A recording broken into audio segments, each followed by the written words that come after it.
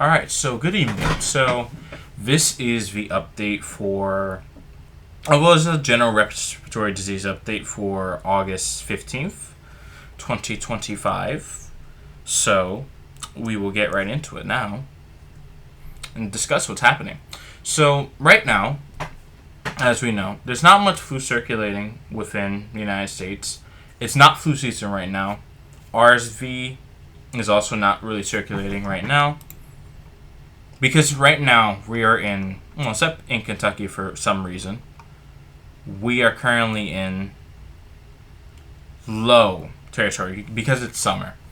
Typically, a lot of viruses that circulate in the winter, respiratory viruses, typically circulate most within winter, but they get their onset in the fall.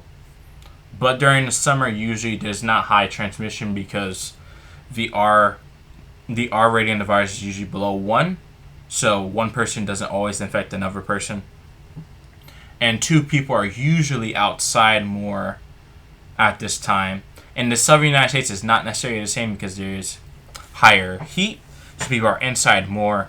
But by the time these viruses have usually dissipated earlier in late spring, they don't have enough time to recoup themselves during the summer to cause usually any significant waves outside of maybe an influenza pandemic, for example.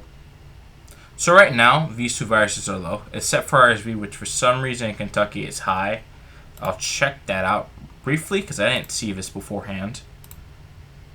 So in Kentucky, RSV in some places is very high. This might be a reporting error. I'm not really sure because it was hovering around this 1 today. The CDC did recalibrate their wastewater guidance today. So the old data, I don't have that available because I did not screenshot it. So the data looks more wavy and uncorrected because they're not using normalized. They're no longer using normalized wastewater values for sewage flow and population anymore. So the main story for this video is going to be COVID-19. So, at least right now, we've got the August 9th update. Well, not the August 9th update. It's the August 15th update, but this is for August 9th because the data is always a week behind. So, as of right now, this is what the map of transmission in the United States looks like. So, generally in the West and in the southern United States, there's higher transmission. In the Midwest and the Northeast, there's lower transmission, but this transmission is increasing in this area as well. Although in the South, Hawaii and Alaska transmission is currently highest right now. You can see this here, where generally right now in the West transmission is in it's in the moderate category. They did change these here. Moderate now goes up to 4.3 instead of 4. So the moderate gauge has been increased a little bit. But the highest transmission currently is in the west and south, while the Midwest is the lowest transmission regionally, and the Northeast is at a flat 3, according to today's data. Now, as a little comparison to where this would roughly be if we took in all results, we compared it to previous years. At this time of 8th to 9th, if we went back last year, around then, at this time last year, we were in the middle of the 2024 summer wave. We're nowhere close to this right now, but if we go back to around 2023, we are more similar to where we were in August of 2023 in terms of transmission. Although 2023 at this time was a bit higher. If trends do continue and we're similar to 2023, we should have an early peak. We should have a peak of the summer wave in early September. And then afterwards, we're going to have to see where we go from there. Now, currently, the states with the highest transmission are Texas, Alaska, Hawaii, Nevada, Utah, California. And then there are higher states with Louisiana, Alabama, Florida, South Carolina. Connecticut also has high transmission. So I can X out all those states. So those states have high transmission. I'll blank out all the ones beneath moderate. So the states with very high and high transmission are the ones I just mentioned. So Alaska, Hawaii, California, Nevada, Utah, Texas, Louisiana, Alabama, Florida, South Carolina, and Connecticut. And then moderate transmission is in Washington, Oregon. A slew of states in the middle of the country, including Colorado, Nebraska, Missouri, Arkansas, Mississippi, Kentucky, Virginia, Maryland, the capital Washington, D.C., New York, and New York. Lower transmission and very low transmission are in the remaining states, but some states like Michigan, Indiana, and Oklahoma have very limited reporting right now. Now, if we go by variants, the most dominant variant in natural wastewater right now is XVG, or Stratus, nicknamed by I think the evolutionary biologist T. Ryan Gregory. I have to check his profile. But the dominant strain right now is Stratus at 65% of the total here. MB 1.81, which was further back, I believe it's this one. This hasn't really developed an established ground in the United States. This was the variant that was causing waves in East Asia back during the spring, but it's more prevalent overseas than it is in the United States per se. Now, switching over to COVID data tracker, because this is better to see what the wave looks like in each state. If we look at the United States as a general case, if it will load for me, look at all ages combined. Generally, right now, we have increases across the board nationwide. It is looking like it's somewhat starting to slow here, the slope. Increase starting to slow down. So right now we are roughly at where we were during the winter. Not the winter peak, but we're getting there. But we're nowhere near the percentage of emergency department visits diagnosed with COVID-19 as we were last summer during the wave where we had around 900,000 to 1 million COVID-19 infections in the country per day. That roughly just means 900,000 to 1 million Americans, if we assume that they're all adults, we're getting affected per day. If we include children, the number will be higher because wastewater is based on the sewage output. So obviously children produce less waste, so their numbers will be undercounted within the system. If we separate this by age group, we could see that the largest emergency department visits are in the 0 to 11 age range. So this is more weighted on babies, not necessarily school children. Most school children have not started classes yet. They should begin starting classes within this week and next week. So we should begin seeing eventually that 12 and 15 and school age bracket demographics down here should begin to shoot up eventually. But the main emergency department visits right now are within babies, which are counted within the age 0 to 11 demographic. The second highest one after that is 75 plus, which has a moving day average of 1% of all emergency department visits have diagnosed COVID-19 right now. So as a rolling average for all groups is around 1.04%. The peak of last year's wave, summer wave, was about 2.64%. But it does depend on the state. So for example, if we were to look at all states in general, for a place like Alabama, we were approaching almost 5% last year. Whereas in a state similar to Connecticut, we were only about 2.2%. Some states were lower. Florida was higher than this. Florida had an earlier summer peak. So part of this data is coming off the table now. Guam at this time didn't have a large peak. Hawaii was coming off of its peak, which was in June and May and June. Right now, they're getting closer to their 4% of all emergency department visits have diagnosed COVID-19 right now. So, as you can see, different states across the country have different transmission flows. Kentucky had a very large summer wave, and then they had a significant winter wave. And they're starting to get a summer wave now, although it doesn't seem to have the same amplitude as the previous waves, because there's already been 2 waves within short succession, so there aren't as many people to easily get infected on this wave. because the average infection rate for COVID-19 in the United States is around every 1.5 years. So the average person will catch the virus at least either once a year, or they have a 50% chance of catching it during a year, where on average they'll catch it every 1 to 2 years at this current rate. Mississippi had a higher rate. So a lot of states down here, if you pull up this link that I'm going to send in the description, you can see what your exact state transmission and routine department visit situation looks like. And this is highly correlated with wastewater, just to determine, okay, what does transmission look like in my community or my state in general, and you can be able to judge from there what are the best things you can do to protect yourself.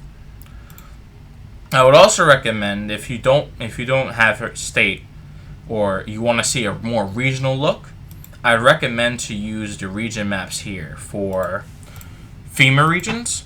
So if you know your FEMA region, you could come here and you can get a general regional look at the states around you and how transmission on average is in those states. So for example, in Region 2, there was not a super large summer wave last year, and the winter wave was not very large. It was pronounced, almost as high as the summer wave, but the wave sizes were relatively similar. And right now we're going into probably another summer wave, but it's not going very high right now. We do have to see what, as more data comes in within the next few weeks, where this eventually will be. Will it be at 1% or will it go higher? For example, because 2023 had higher transmission in the Northeast in general, whereas in the South and West it wasn't as prevalent. So you can look at Philadelphia. The South would be Region 4, and then the Midwest is Region 5. So I would just look at your state, your region here, if you want a regional outlook, and then look at your specific state for transmission within your state. And then if you have a wastewater site next to you, you can use wastewater scan to check one that services your neighborhood or the area around you, so you could get a more accurate look at what transmission in your area looks like. Now, additionally, roughly like where we are right now, I'll skip this. I'll actually come back to it in a little bit. We'll talk about mortality later. According to J.P. Wellland's forecast from August the 1st, we were sitting roughly around 290,000 daily infections, and about 1 in 280 people were currently infectious. So this infectious marker is different than infected. So infectious means the amount of people who can actually spread COVID-19 effectively to another person, whereas infected just means the people who have the virus right now. So this is a new number to indicate how many people are actually likely to be able to spread the virus at the current time. So according to the current model, he states that the current model forecast suggests that an early peak, not an early peak, but a peak in early September, around 500 to 600,000 cases a day, is likely based on their model. His model has been very accurate throughout the pandemic since the very start, which would roughly place it on about at the winter wave, just underneath the winter wave levels, and a little lower than 2023. About 100 to 200,000 cases per day lower than the peak of 2023, which is a good thing.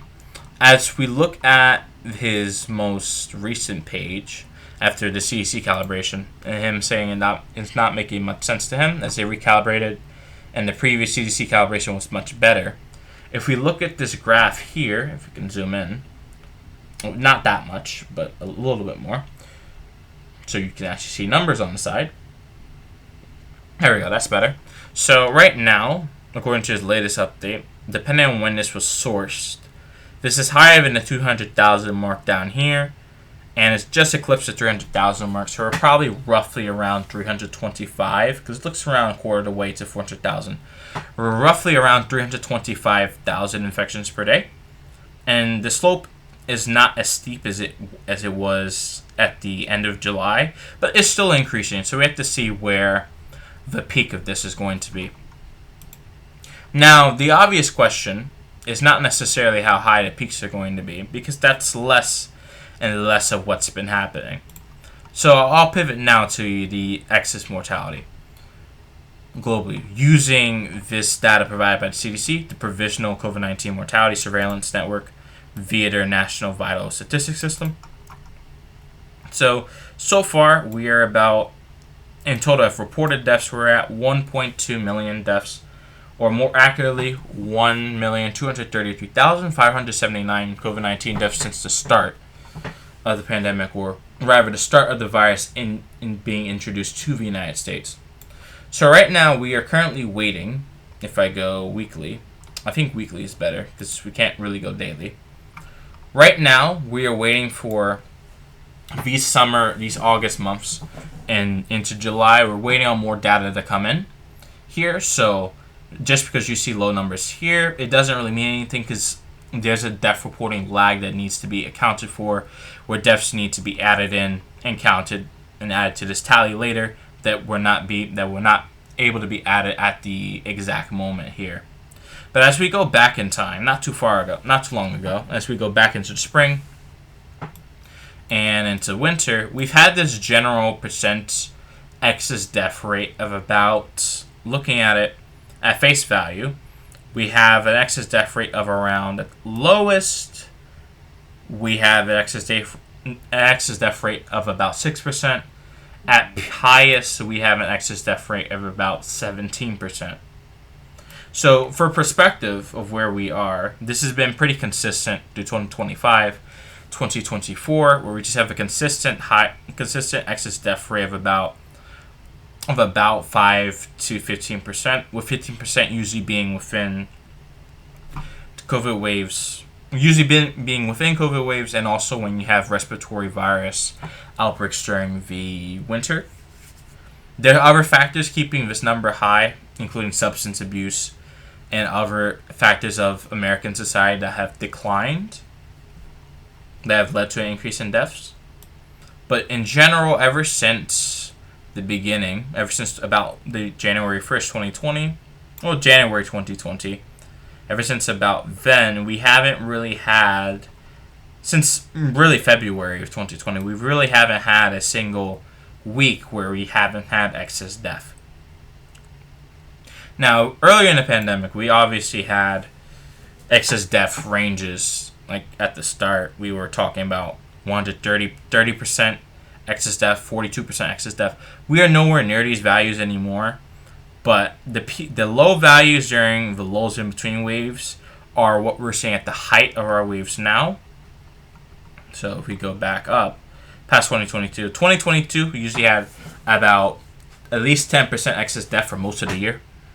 2023 is the year where it started to get better, but we still have this excess death here that just trails on. So despite us having COVID-19 deaths that are confirmed that are in this 500 range, we still have deaths of pneumonia, influenza, COVID-19 still in the thousands here. That doesn't mean all of these are COVID-19, but definitely there is underreporting here. As we go up, we just have this consistent excess death pile here. So at the end of 2023 and 2024, we had a large amount of deaths where we had thousands of deaths per week. At peak, about 2,600 deaths within the second week of January. Right now, we haven't had anything similar to that. We've had 2 weeks of 1,000 deaths in January this year. And then for the summer wave, last year, we had about 8. Had about 8 weeks. Well, you can consider it about 10 weeks of about 1,000 deaths per day from COVID-19 directly. So standing as so far for this year, we're sitting at roughly 13,000 deaths, but we're not at the end of the year. At least 67% of the deaths, it was underlying, but COVID-19 can contribute to other causes. 2024 finished out with roughly 47,000 deaths. But if we look at JP Williams accounting for missed deaths, then this number is more likely closer to 60,000. Which, for reference, a severe flu season is roughly about 60,000 deaths. Estimated, usually. Because we never report 60,000 deaths of flu per year, but we estimate it. So, that's where we are right now, and from a year-over-year picture, yes, we have this decline here. This is a lag in reporting. But compared to previous years before the pandemic, which we also have to account that there has been an increase in population, an increase in the amount of people who are older in our society. We have to realize that, yes, deaths in general over the past few years have been higher than the baseline that we've had a few years ago. So while excess death is not very large like it was in 2020 and 2021 and 2022, especially earlier in 2022, the excess deaths are still higher in general than where the amount of deaths that we're having now are still higher by at least 5 to 15% depending on the week than where we were in 2015, 2016, 2017, about 5 to 10 years ago. Well, not 5 to 10 years ago, about 6 to 10 years ago. That's more accurate. Now, where do we go from here, right? So, this is for Canada, but T. Ryan Gregory did make a thread about this.